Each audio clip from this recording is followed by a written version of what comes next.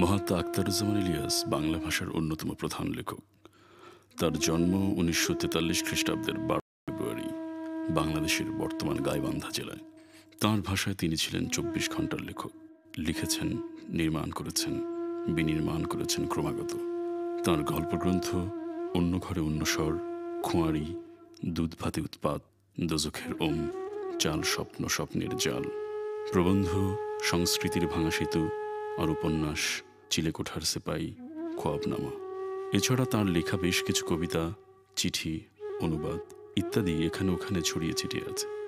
এই মহান লেখক 1997 খ্রিস্টাব্দের 4 জানুয়ারি মরণ ব্যাধি ক্যান্সারে আক্রান্ত হয়ে দেহত্যাগ করেন।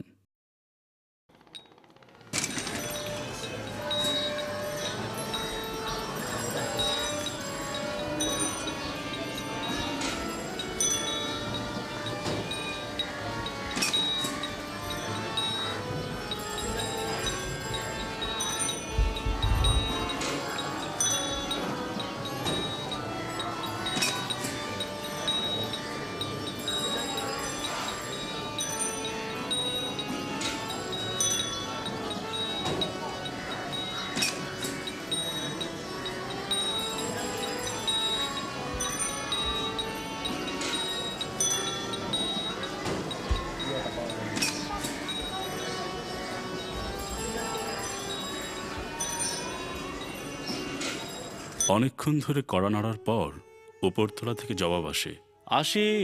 তারপর 1975 খ্রিস্টাব্দে মহাত্মা আখতারুজ্জামান ইলিয়াস খোঁয়ারি শিরোনামে একটি গল্প লিখেন।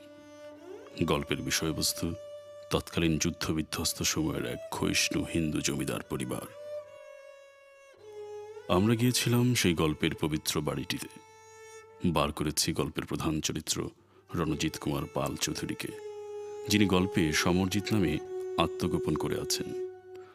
আমরা তার দীর্ঘ জীবন ভ্রমণের গল্প শুনেছি। তার আত্মকথনের ভেতর ধরা দিয়েছে যুদ্ধোত্তর সময় থেকে আজকের প্রাত্যহিক নানা বাস্তবতা। ত্রিকালদোষী টেরেসিয়াসের মতোই তিনি আমাদের সেই সব গল্প শুনিয়েছেন। আমরা তাঁর এবং প্রয়াত লেখক মুন্সী আখতারুজ্জামান ইলিয়াসের নির্বাণ কামনা করি।